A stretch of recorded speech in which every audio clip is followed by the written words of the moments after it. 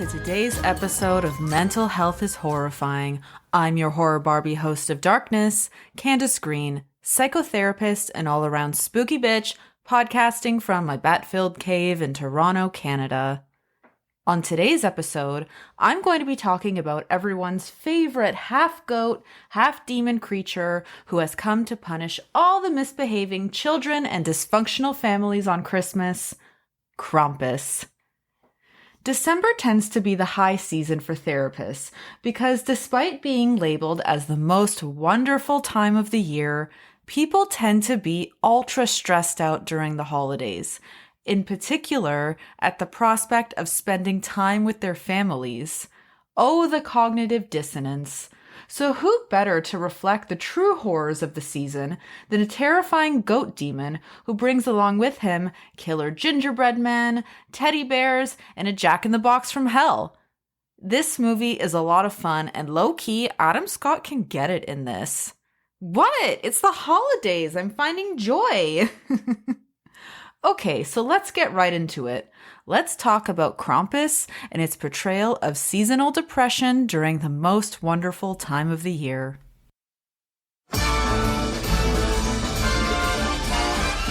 It's the most wonderful time of the year, with the kids jingle belling. Merry Christmas! Looks like Martha Stewart threw up in here. This is delicious, honey. A little dry. Well, mine's delicious. Mine's dry. Do you want to trade?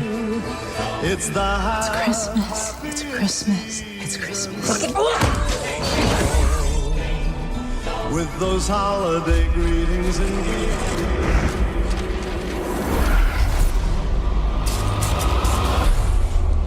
How we were going to survive Christmas with 12 people stuck in a house with no heat and no electricity. Or food. There's plenty of leftovers, Howard.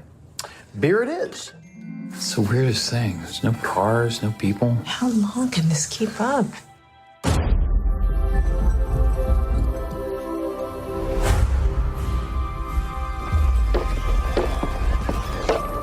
We heard something on the roof. The hell's this? Saint Nicholas is not coming this year. Instead, a much darker, ancient spirit. Those are hooves. Elk or a goat? What kind of goat walks on its hind legs? His name is Krampus. He and his helpers did not come to give, but to take.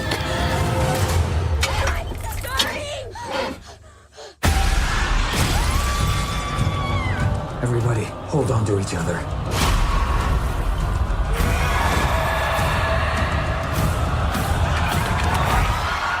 He is the shadow of Saint Nicholas.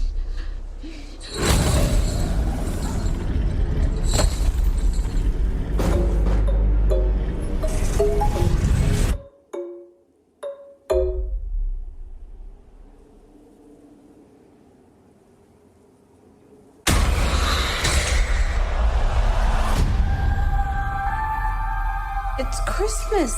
Nothing bad's gonna happen on Christmas.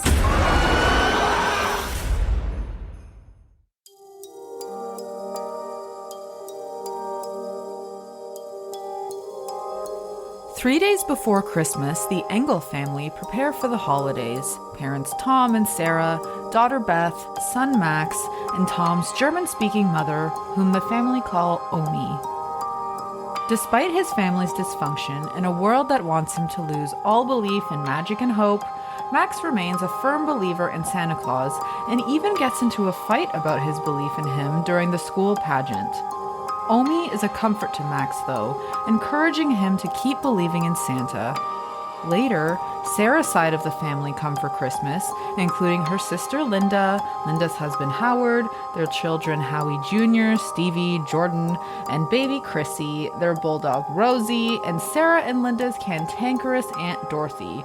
So that's 11 people and one dog, all under one roof for Christmas. Woof!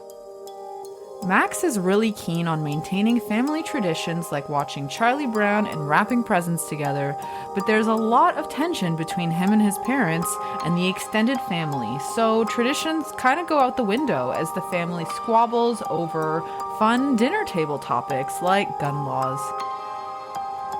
When his cousins mockingly read out a letter Max wrote to Santa, Max lashes out, yelling that he hates both his family and Christmas.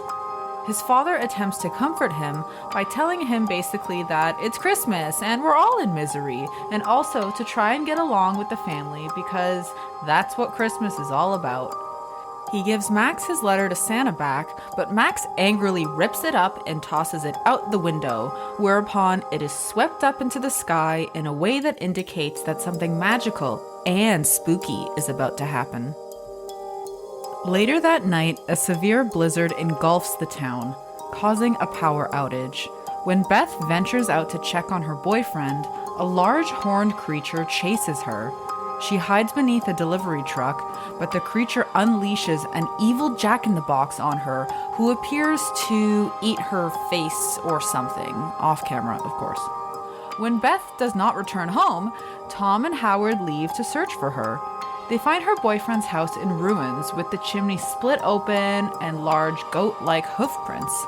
Outside, Tom narrowly saves Howard from an unseen monster in the snow. They return home, board up the windows, and Howard stands guard while everyone sleeps. As Howard eventually falls asleep, a large hook with a living gingerbread man attached lures Howie Jr. to the chimney. When he takes a bite, he is dragged up the chimney despite the family's efforts to save him.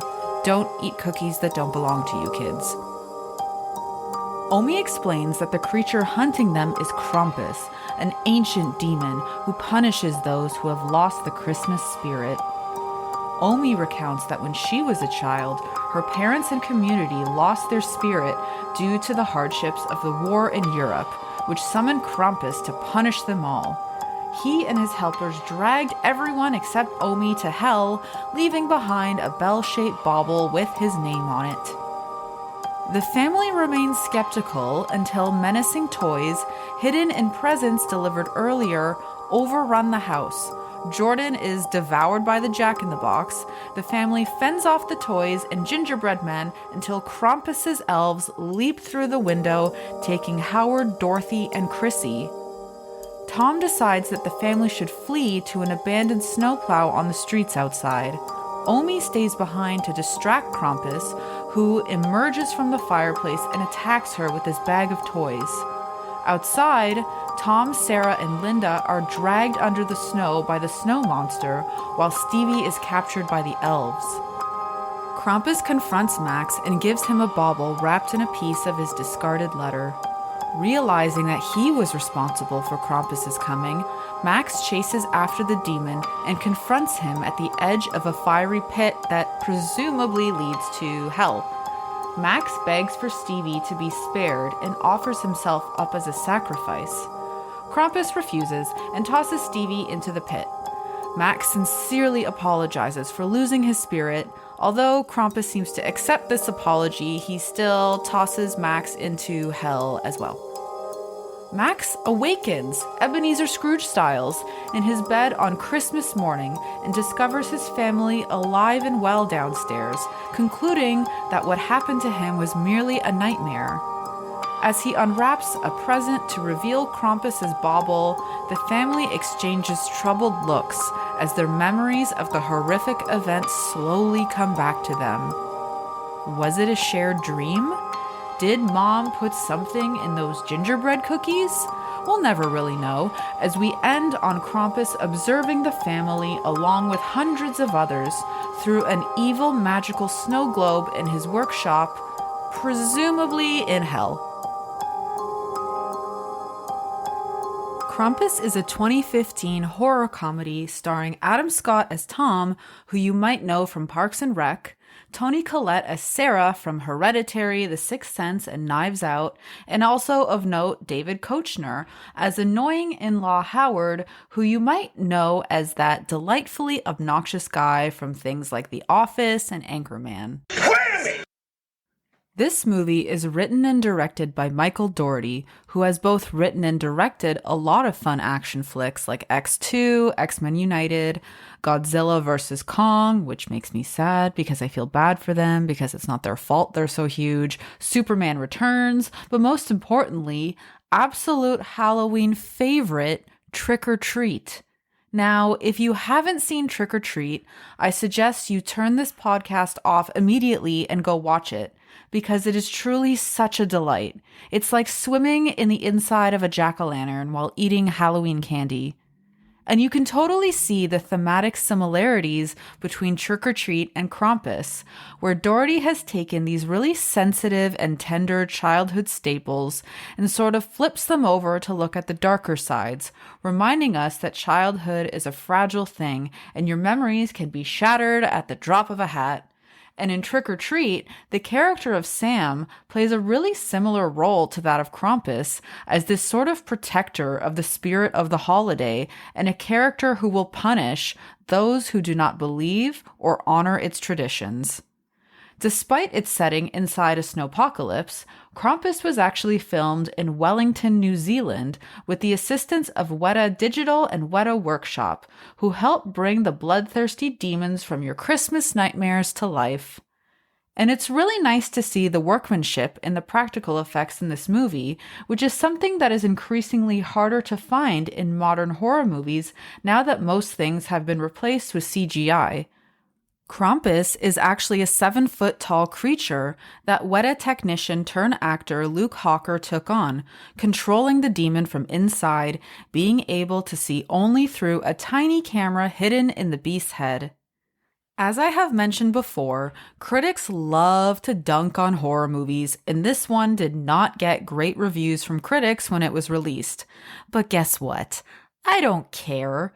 Krampus actually did pretty well at the box office, and like I have said a million times before, I absolutely do not care what critics have to say about horror because it's not for them, it's for the fans, and I am so happy that this fun, silly movie exists to satiate my bloodlust for horror even during the Christmas holiday season.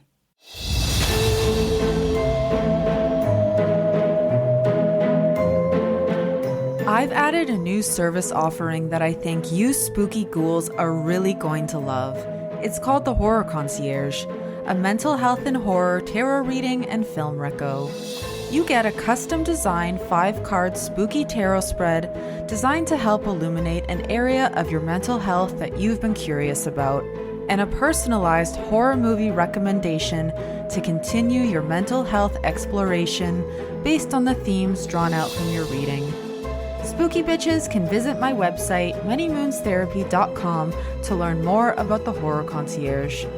Please note that while the Horror Concierge may feel therapeutic, it is not psychotherapy and is for entertainment purposes only. Stay spooky!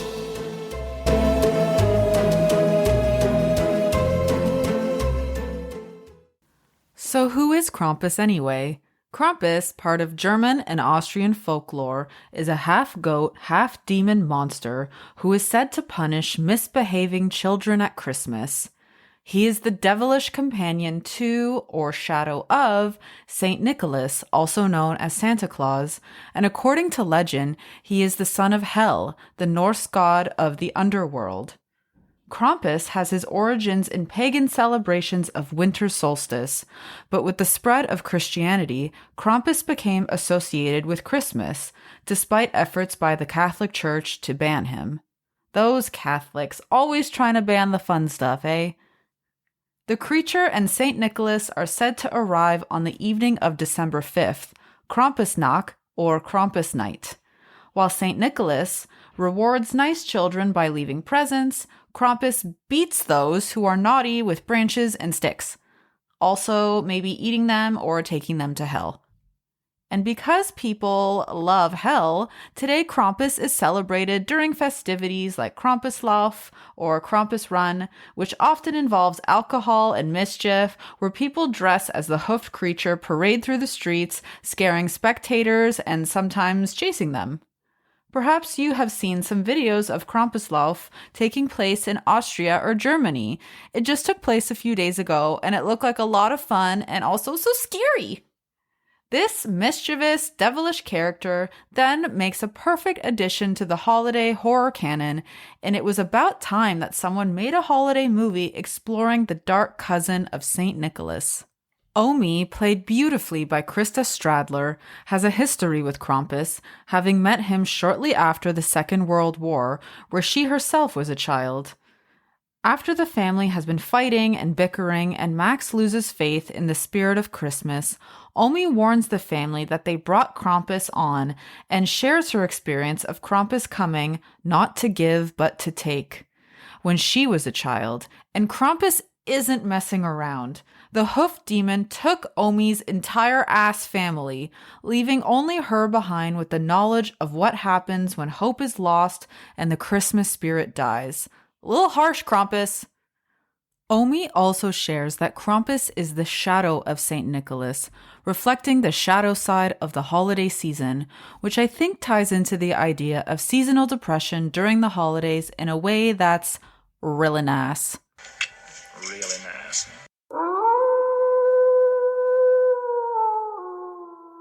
Alright, so what is seasonal depression? Well, different from MDD or major depressive disorder, seasonal depression, also known as the winter blues, winter funk, winter depression, or seasonal affective disorder, is characterized by a marked increase in depressive symptoms occurring during the winter months.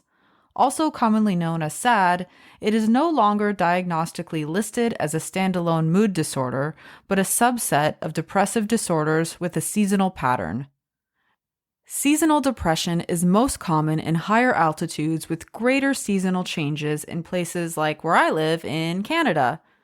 Things like shorter days, less light, and colder temperatures are contributing factors to seasonal depression. But honestly, from a relational standpoint, there are so many other factors too, which we'll get into later. And also, just as an FYI, what's actually really interesting about seasonal depression is that there are two kinds, fall onset and spring onset. It's true. Spring onset, also known as summer depression, is much less common, but totally exists and is something that happens to vampires like me in the summer who simply cannot exist anywhere in direct sunlight and must hide in our caves. But focusing on winter depression, the most common symptoms are pretty vague and general, honestly, because of course you want to sleep and eat more in the winter. You're an animal, not a machine. But just for reference, here they are. Increased sleep and appetite, duh. Fatigue or low energy levels. Loss of interest in activities. Social withdrawal, irritability, anxiety, feelings of hopelessness, and decreased focus. And again, a lot of these symptoms are pretty normative things in the colder months and are things that I honestly think we should learn to embrace and accept about ourselves as human animals and not machines. We are part of the natural world, not above it, so like the rest of nature, we have seasons too. We, however, need to, of course, be mindful when seasonal depression begins veering into a place where we are really suffering and are feeling really unwell or withdrawn from the world around us and reach out for help. There are, of course, more medicalized approaches to treating seasonal depression, like medication or those lamps if you're into that sort of thing. But in order to battle the winter depression demon like a goat emanating from the bowels of hell, I will always advocate for a human approach and encourage connection. Talk to a person. Reach out to a therapist, friend, family member, animal, or friendly ghost. Check in on your contact nutrition, an essential practice that humans need to feel well and in community with each other. This includes the need to look each other in the eye, hear kind words from one another, give and receive gentle physical touch, share meals together, and share rhythm, whether that be singing, group fitness, or dancing around the bonfire naked under the full moon to conjure the spirit of hell himself.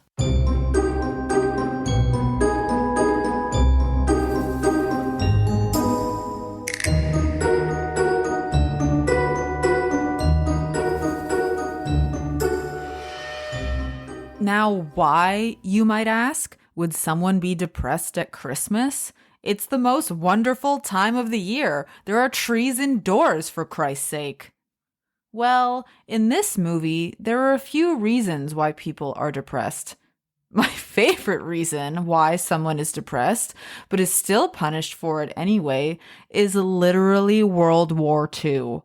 How dare Omi be depressed because of World War II? This is when Krampus first visits her and her family, who are sad because they live in post-war Austria, and now no one has any money, and homes and lives were destroyed, and people have to fight over basic necessities like bread. Seriously cannot understand why she would be depressed, but in any case, Krampus does not care and comes in to murder her whole family, leaving only Omi behind, leaving her with what is apparently a traumatic impulse to believe in Santa for the rest of her life, lest Krampus come back and beat her with a stick.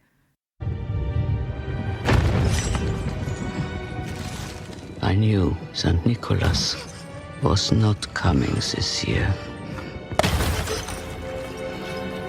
Instead, it was a much darker, more ancient spirit. The shadow of St. Nicholas. It was Krampus. And as he had for thousands of years, Krampus came not to reward, but to punish, not to give, but to take. He and his helpers.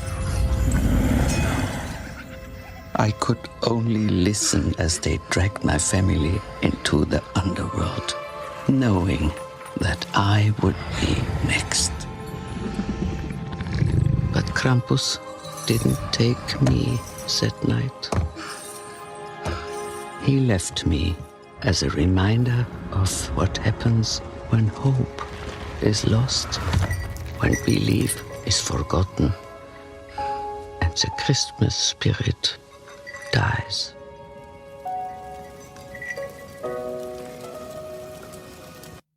Damn, Krampus! They're trying to recover from the horrors of World War II.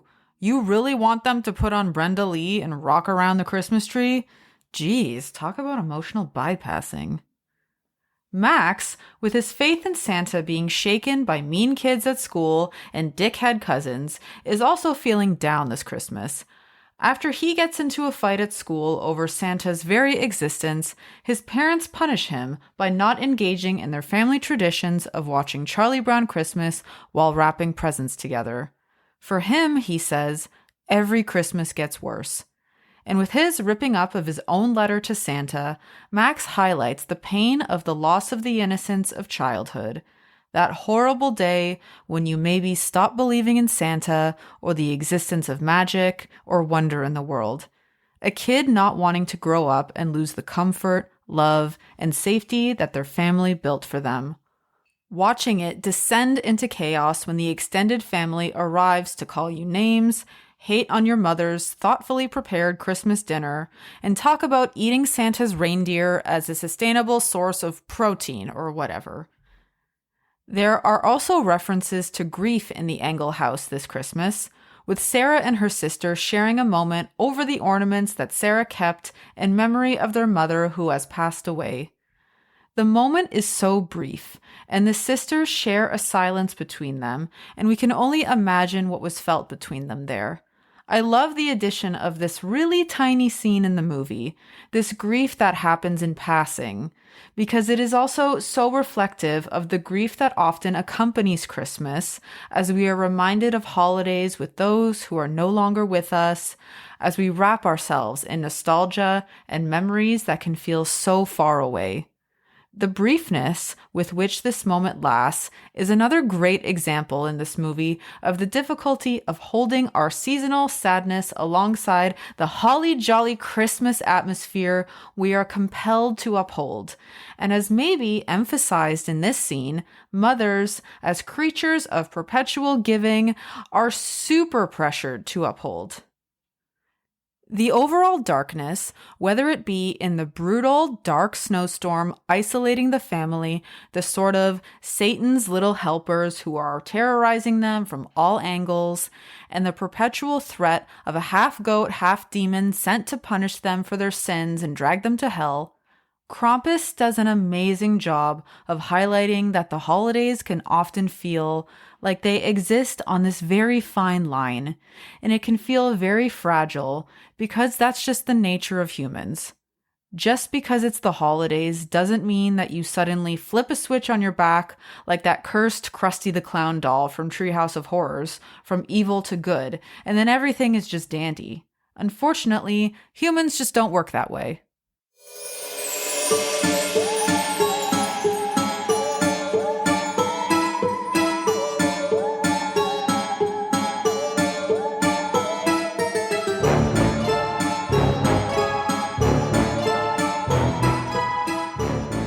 The way this movie begins is also a perfect illustration of the cognitive dissonance that can exist at Christmas time.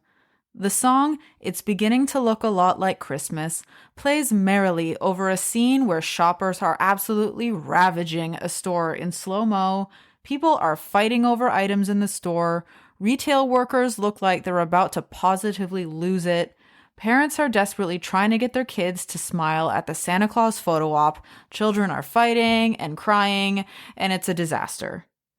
Being in an environment latent with cognitive dissonance can lead to depression, especially when the reality of your emotions isn't allowed to exist because it's Christmas time. Cognitive dissonance occurs when a person holds two related but contradictory cognitions or thoughts. Psychologist Leon Festinger came up with this concept in 1957, and in his book, A Theory of Cognitive Dissonance, Festinger proposes that two ideas can be consonant or dissonant. Consonant ideas logically flow from one another, while dissonant ideas oppose one another.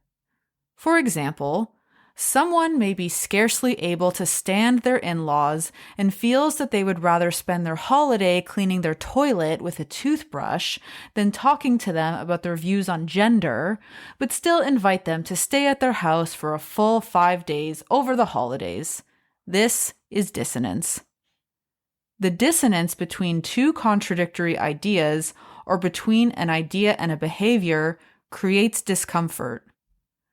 Tom attempts to explain the concept of cognitive dissonance to young Max after Christmas dinner erupted into chaos following a heated exchange, saying that even though we may hate our family and absolutely not want them in our house, Christmas is setting aside our differences, getting along with family, and thinking of people other than yourself. Yeah, how's that going for you, Tom? And I ask myself this every year. Why do we do this? Why have we made the holiday season into such an anxiety-riddled Santa Claus parade? Why do we spend time with family members we don't even like? Why do we drink eggnog? It's so gross.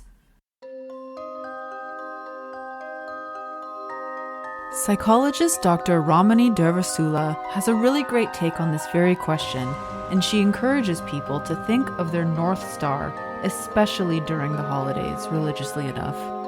What she means by this is try to zoom out and commit to honoring your joy as a strategy. At the end of the day, what do you want the holidays to mean to you? What is important to you?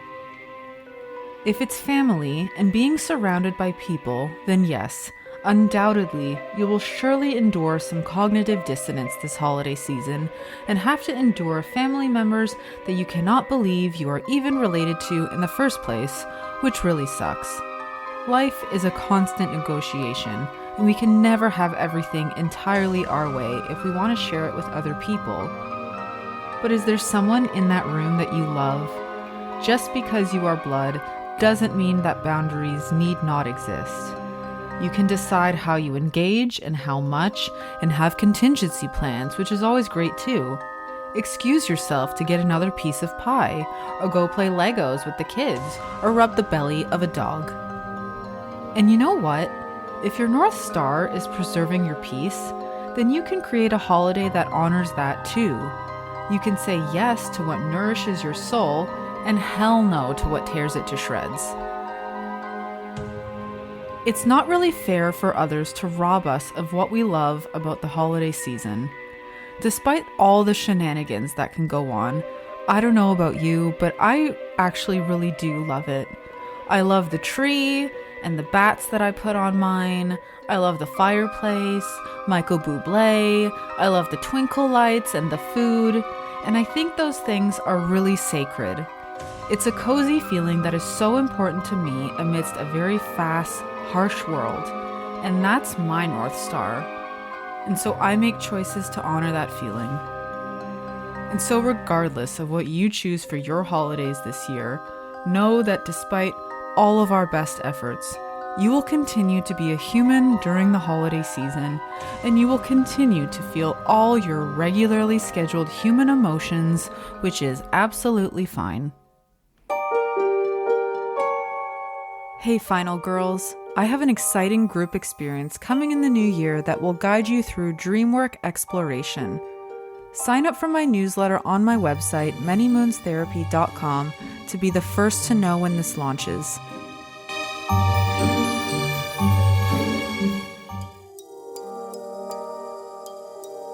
At the end of Krampus, Max wakes up in his bed after confronting Krampus and his henchmen, begging for mercy, being denied, and thrown into the pit of hell that had opened up in the street outside his house. Bet he never thought that's where the entryway to hell was, eh? The ending pays an homage to A Christmas Carol, as Max happily descends the stairs on Christmas morning to find his entire family, goofy cousins, aunts and uncles and all, gathered around the tree to open their presents. Was it all a dream?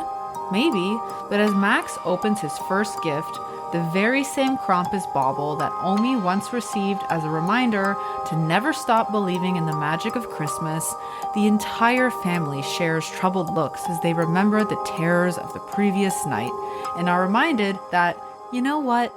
It's probably best that we shove all of our emotions down and pretend that everything's fine, right? And so with this lesson, we can conclude that Krampus is actually the demon of seasonal depression, the bringer of Christmas-time cognitive dissonance, and a force of evil who will punish you for having any emotions other than joy during the holidays. So thanks, Krampus. Thanks a lot.